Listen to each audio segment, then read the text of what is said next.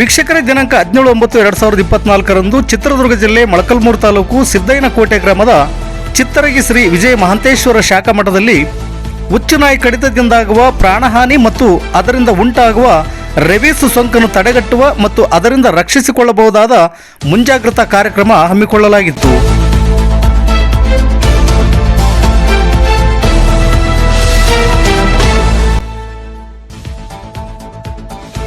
ಕಾಯಕಯೋಗಿ ಪರಮಪೂಜ್ಯ ಶ್ರೀ ಮಾನಿಪ್ರ ಬಸವಲಿಂಗ ಮಹಾಸ್ವಾಮಿಗಳವರ ದಿವ್ಯ ಸಾನ್ನಿಧ್ಯದಲ್ಲಿ ನಡೆದ ಈ ಕಾರ್ಯಕ್ರಮದಲ್ಲಿ ಪಶು ಸಂಗೋಪನಾ ಇಲಾಖೆಯ ಸಹಾಯಕ ನಿರ್ದೇಶಕರಾದ ಡಾಕ್ಟರ್ ರಂಗಪ್ಪರವರು ಮಾತನಾಡಿ, ಹುಚ್ಚು ರೋಗ ಪೀಡಿತ ಪ್ರಾಣಿಗಳ ಕಡಿತದಿಂದ ಲಿಸ್ಸಾ ಎಂಬ ವೈರಾಣುವಿನಿಂದ ಹರಡುವ ಮಾರಣಾಂತಿಕ ರೋಗವಾಗಿದ್ದು, ಒಮ್ಮೆ ಈ ರೋಗ ಬಂದರೆ ಸಾವು ಖಚಿತ ಎಂಬ ಮಾಹಿತಿ ನೀಡಿದರು.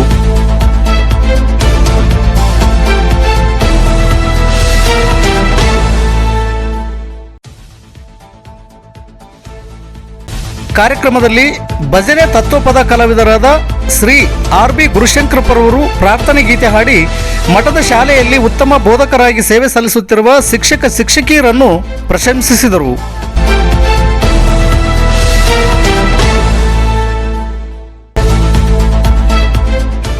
ವರದಿಗಾರರು ಸೋಮಶೇಖರ ಭಟ್ರಳ್ಳಿ. ಇದು ಗರುಡ ನ್ಯೂಸ್. ನಾನು ಮಲ್ಲೇಶ್ ಕಮತೂರು.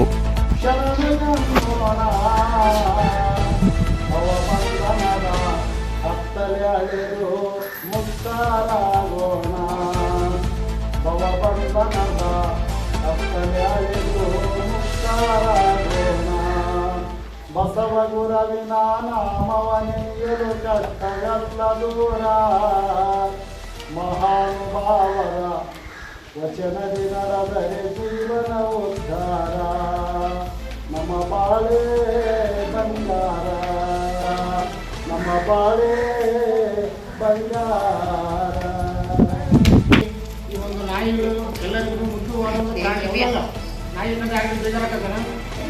ನಾಯಿ ಕಂಡು ಎಲ್ಲರಿಗೂ ಇಷ್ಟ, ಎಲ್ಲರಿಗೂ ಪ್ರೀತಿ. ಯಾಕಂದ್ರೆ ಅದು ಕೂಡ ಅಷ್ಟೇ ಆಜ್ಞೆ ಪಾಲಕ ಪ್ರಾಣಿ. ನಾವೇನಂತ ಹೇಳ್ತದೆ, ಮನೆ ಕಾಯ್ತದೆ, ನಮ್ಮನ್ನೆಲ್ಲ ಮುದ್ದು ಮಾಡ್ತದೆ, ಮನೆಗೆ ಹೋದಾಗ ಬಾಲ ಅಲ್ಲಾಡಿಸಿ ನಮಗೆಲ್ಲ ಮುದ್ದು ಮಾಡ್ತದೆ. ಮನೆಗೆ ಸಾಯ್ತದಂತ ನಾಯಿ ಮೊದಲು ಇಂಥ ನಾಯಿಗೆ ಎಂಥ ಭಯಾನಕ ರೋಗ ಬರ್ತದೆ ಅಂತೇಳಿ ಅದ್ರ ಬಗ್ಗೆ ಯಾರಿಗೂ ಗೊತ್ತಿರೋದು. ಆ ಒಂದು ಮುದ್ದಿನಾಯಿ ನೋಡೋಕ್ಕೆ ಭಾಳ ಚಂದ ಇರ್ತದೆ, ಆದರೆ ಅದಕ್ಕೆ ಬರ್ತಕ್ಕಂಥ ರೋಗ ಮುದ್ದಿನಾಯಿ ರೋಗ ಅಂತೇಳಿ ಇದು ಒಂದು ಭಯಾನಕ ಒಂದು ರೋಗ.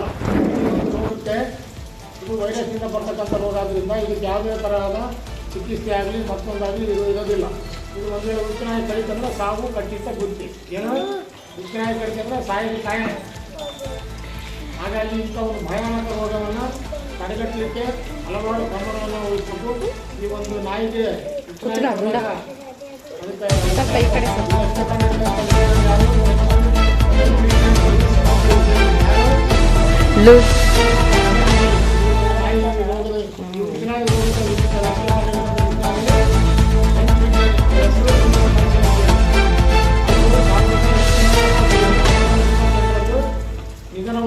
ಎಲ್ಲರೂ ಹುಟ್ಟಿ ದಿನವನ್ನು ಆಚರಿಸ್ತಾರೆ.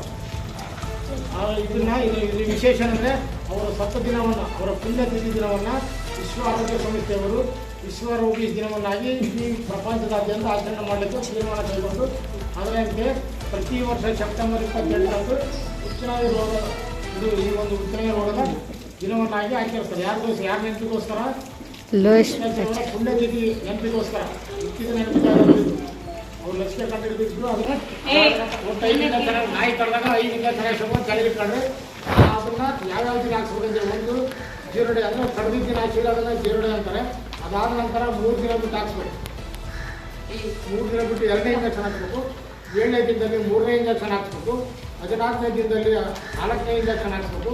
28ನೇ ದಿನದಲ್ಲಿ 5ನೇ ಇಂಜೆಕ್ಷನ್ ಹಾಕ್ಸ್ಬೇಕು. ಹೀಗೆ ಒಟ್ಟು 5 ಇಂಜೆಕ್ಷನ್ಗಳನ್ನು ಯಾವ್ಯಾವ ದಿನ 0 ಡೇ, ಮೊದಲನೇ ದಿನ, 3ನೇ ದಿನ, 7ನೇ ದಿನ, 14ನೇ ದಿನ, 28ನೇ ದಿನ, ಈ ಒಟ್ಟು 5 ಇಂಜೆಕ್ಷನ್ಗಳನ್ನು ಹಾಕ್ಬೇಕು. ಇದನ್ನು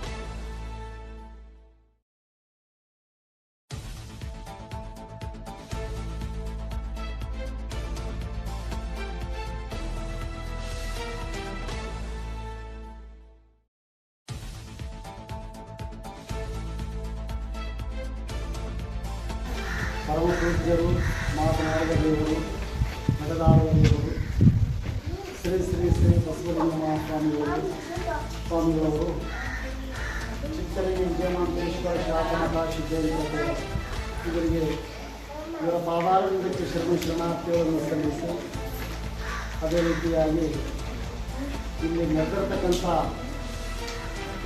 ಡಾಕ್ಟರ್ ರಂಗಪ್ಪ ಸರ್ ಅವರಿಗೆ ಕೂಡ ನಮ್ಮ ಶಾಲೆಯ ಮುದ್ದು ಮಕ್ಕಳಿಗೆ ಪಾಠ ನೀಡ್ತಕ್ಕಂಥ ಮಾಸ್ಟರ್ಗೂ ಕೂಡ ಶರಣಾರ್ಥಿಗಳನ್ನು ಸಲ್ಲಿಸಿ, ಅದೇ ರೀತಿಯಾಗಿ ಇಲ್ಲಿ ಕಾಯಂ ಮಕ್ಕಳಿಗೆಲ್ಲ ಪಾಠ ಕಲಿಸ್ತಕ್ಕಂಥವ್ರು ಸ್ವಲ್ಪ ಎಲ್ಲಾದರೂ ಮಕ್ಕಳು ಸ್ವಲ್ಪ ಬಿಸಿಯಾದ್ರೆ ಅವ್ರ ಕಣ್ಣು ಮಕ್ಕಳ ಮೇಲೆ ಇರ್ತದೆ. ಅದೇ ಪ್ರಕಾರವಾಗಿ ಅವ್ರ ಪಾಠ ಕೂಡ ಹಂಗೆ ಮಾಡ್ತಾರೆ ಅಂತ ನಮಗೆ ಚೆನ್ನಾಗಿ ಮಾಡ್ತಾರೆ. ಅವ್ರು ಹೆಚ್ಚಾಗಿ ಮಕ್ಕಳ ಮೇಲೆ ದೃಷ್ಟಿ ಕೊಟ್ಟು ಚೆನ್ನಾಗಿ ಪಾಠ ಮಾಡಿದ್ದೇ ಬರ್ತಾರೆ. ಇಡೀ ಮಠಕ್ಕೆ ಒಳ್ಳೆಯ ಹೆಸರು ಬರ್ತದೆ. ನಮ್ಮ ಮಕ್ಕಳು ಬೆಳವಣಿಗೆ ನೋಡಿ ಮಕ್ಕಳು ಇನ್ನೂ ಒಂದು 10 ಮಂದಿ ಮಕ್ಕಳು ತಗೊಂಡು ಸೇರುತ್ತಾರೆ. ಆ ರೀತಿ ಮಕ್ಕಳಿಗೆ ಪಾಠ ನೀಡಿದಷ್ಟು ನಮಗೆ ಸಂತೋಷ.